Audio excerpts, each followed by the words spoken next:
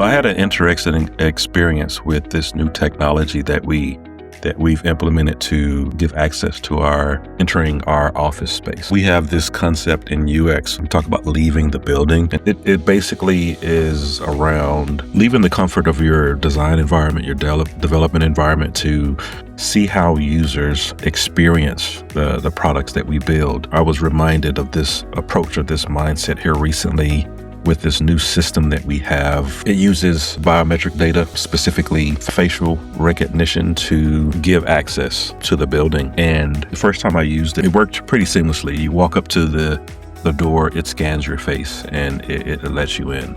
And there was a couple experiences after that kind of highlighted the importance of this mindset of seeing users use your tool to stress test your implementation. So the first thing was, I'm pretty average height. I'm 5'9", and I was able to walk right up to the door and without too much discomfort kind of lean in and get my face scanned. But then I saw someone who was a lot taller than myself kind of have a little bit of struggle with it, having to attempt leaning in, stooping down in order to get an accurate face scan.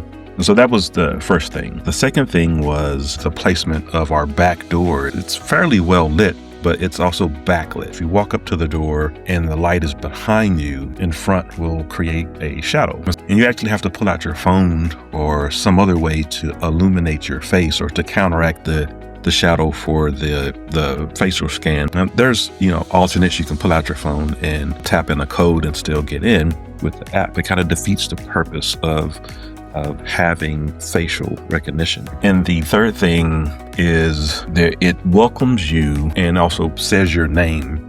And so the placement of the back door is actually right by the restroom. And so every time you come out of the restroom and you scan your face, it says, welcome, Tony Brown. And there's no security reason or any logical reason for me to feel uncomfortable about my name being said, other than the fact that I don't want my name broadcasted. I just came out of the restroom. Now, this has nothing to do with the product itself, but it does highlight this idea of like seeing how people implement your technology in their environment. I don't know if you come across these problems or solutions to these problems without, leaving the building. I don't know if you build in solutions or even understand that may be even an issue for some users. Having your name was probably a feature that someone asked for and thought, oh, this is a great idea. And it may be a great idea based on initial criteria, but our placement, our usage kind of, either violated that or didn't align with that initial criteria. I think this is just how you design good products. And as I always say, good design is good business. Until next time, peace.